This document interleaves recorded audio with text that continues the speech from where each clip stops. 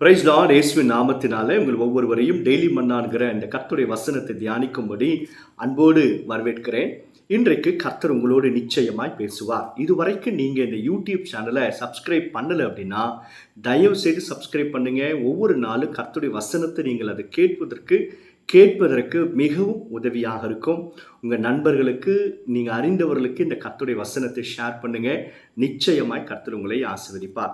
இன்றைக்கு நம் தியானத்திற்காக உபாகமம் 29 அதிகாரம் 9 வசனத்தை வாசிக்க போகிறோம். உபாகமம் 29 வசனத்தை வாசிக்க போகிறோம். இப்பொழுதும் நீங்கள் செய்வதெல்லாம் உங்களுக்கு வாய்க்கும்படிக்கு இந்த உடன்படிக்கையின் வார்த்தைகளை கைக்கொண்டு அவைகளின்படி செய்வீர்களாக.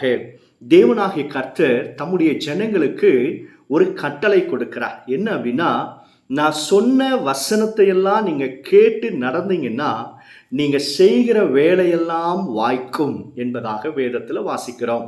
இந்த வசனத்தை கேட்கிற கர்த்தருடைய பிள்ளைகளை, நீங்க 2-3 வேலைகளை செய்தாலும், ஓடி ஓடி உழைத்தாலும் கடன் பிரச்சனையில் வாழுகிறீங்களா? பிரதர், நான் எந்த வேலையை செய்தாலும் லாஸ் தான் ஏற்படுது என்கிறீங்களா? கடன் என்று சொல்லி என் வாழ்க்கையெல்லாம் கடன் பிரச்சனையினால கண்ணீரோடு நாங்கள் குடும்பமாக நிற்கிறோம் என்பதாக நீங்கள் சொல்லலாம். எந்த தொழில் வியாபாரத்தை செய்தாலும் ஒருவேளை நீங்கள் அதில் தோல்வி அடைந்து நஷ்டத்தை கண்டிருக்கலாம். ஊழியம் என்று சொல்லி ஓடுறேன், ஒரு பலனும் இல்லை பிரதர் என்பதாக சொல்லலாம். நான் செய்கிற வேலையெல்லாம் நஷ்டமாக தான் போகுது என்று சொல்லி கொண்டு இருப்பீங்கன்னா உங்களோடு கர்த்தர் பேசுகிறார். என்ன பேசுகிறார் அப்படின்னா, ஒரு நிமிஷம் உங்கள் வாழ்க்கையை நிதானித்து பாருங்க. கர்த்தருடைய வசனத்தின்படியாய் நம்ம நடக்கிறோமா? கர்த்தருக்கு கீழ்ப்படுகிறோமா? அவருடைய வசனத்தை வாசித்து தியானித்து அதன்படியாக உங்கள் வாழ்க்கையில் நீங்கள் செய்தீங்கன்னா நிச்சயமாக வேத வசனத்தில் ஆண்டவர் சொன்ன வார்த்தை ஒரு நாளும் பொய்யாய் போகவே போகாது. நீங்கள் செய்கிற வேலையிலெல்லாம் கர்த்தர் உங்களுக்கு ஜெயத்தை கொடுப்பார். நீங்கள் செய்கிற வேலையெல்லாம் வாய்க்கும் என்பதாக வேதத்தில் கர்த்தருடைய ஆவியானவர் எழுதியிருக்கிறார். சங்கீதம் 1 வசனத்தில் நம்ம 1 அதிகாரத்தில் சங்கீதம் 1 வாசிக்கிறோம், அவன் செய்வதெல்லாம் வாய்க்கும். யார் செய்வதெல்லாம் வாய்க்கும்? இந்த வசனத்தை இரவும் பகலும் தியானிக்கிற மனுஷன், அவன் செய்வதெல்லாம் வாய்க்கும். தியானிக்க நீங்கள் தியானிக்கிறதின்படியாய் நடக்க ஆரம்பிச்சிருவீங்க. அப்போ இந்த வசனத்தின்படியாக நீங்கள் நடக்க ஆரம்பிச்சிட்டிங்கன்னா நீங்கள் செய்வதெல்லாம் வாய்க்கும். அல்லேலூயா. எந்த மனுஷன் இந்த வசனத்தின்படியாய் வாழுகிறானோ அவன் தேவனை நேசிக்கிறபடியினால, தேவன் தம்மிடத்தில் அன்பு கூறுகிற பிள்ளைகளுக்கு அவர் செய்கிற காரியங்கள் கண்கள் காணவும் இல்லை, காதுகள் கேட்கவும் இல்லை, மனுஷனுடைய இருதயம் உணரவும் இல்லை என்பதாக வேதத்தில் நம்ம பார்க்கிறோம்.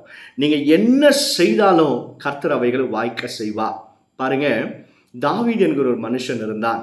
அவன் போகிற யுத்தத்திலெல்லாம் கர்த்தர் அவனுக்கு ஜெயத்தை கொடுத்தார். ஈசாக்கை குறித்து வாசிக்கிறோம். பஞ்ச காலத்தில் விதையை விதைத்தார், கர்த்தர் அவருக்கு 100 மடங்கு பலனை கொடுத்தார். ரகசியம் என்ன? கர்த்தருக்கு பயந்து வாழ்ந்தார், கர்த்தருக்கு கீழ்ப்படிந்தார். என் தேவ பிள்ளைகளை நல்ல கவனிங்க. நீங்கள் கீழ்ப்படிஞ்சா போதும், கர்த்தர் உங்களை மேற்படியில் கொண்டு போவார். கர்த்தருக்கு கீழ்ப்படிய கற்றுக்கொள்ளும் பொழுது நீங்கள் செய்வதெல்லாம் கர்த்தர் வாய்க்கும் என்பதாக இந்த நாளில் கர்த்தர் உங்களை நோக்கி சொல்லுகிறார். ஜோமன்லாமா, நீங்கள் வியாபாரத்தை செய்து கொண்டிருக்கலாம், ஏதோ ஒரு ஆஃபீஸில் ப்ரமோஷனுக்காக வெயிட் பண்ணலாம், ஏதோ ஒரு கடன் பிரச்சனையில் இருக்கலாம். இன்றைக்கு ஒரு தீர்மானம் எடுங்க. ஏசப்பா, இந்த வசனத்தை நான் வாசித்து, வேத புத்தகத்தை வாசித்து, இதன்படியாய் நான் செய்ய நான் ஒப்பு கொடுத்து பாருங்களேன், நீங்கள் செய்வதெல்லாம் வாய்க்கும். நீங்கள் எதெல்லாம் செய்கிறீங்களோ, எந்த பிஸ்னஸ் எல்லாம் செய்கிறீங்களோ அதிலெல்லாம் கர்த்தர் ஜெயத்தை கொடுக்க போகிறார். சோமல்லாமா, பரலோக பிதாவே, இந்த வசனத்தை கேட்குற ஒரு பிள்ளைகள் கையிட்டு செய்கிற வேலைகளை ஆசீர்வதித்து வர்த்திக்க பண்ணி வாய்க்க பண்ணுவீராக. உங்களுடைய வசனத்தை நாங்கள் தியானித்து பயந்து நடக்க கிருபையும் அனுக்கிரகத்தை எங்களுக்கு கட்டளையிடுங்க. உங்களுடைய பிள்ளைகளுடைய தலையை உயர்த்தி அவருடைய வேலையிலெல்லாம் உடைய கரம் இருந்து அவர்கள் செய்கிறதெல்லாம் வாய்க்கட்டும். ஆண்டவரை பெரிய காரியங்களை செய்யும். இயேசுவின் நாமத்தினால ஜெபிக்கிறோம் பிதாவே. ஆமென், ஆமென். God bless you. God bless.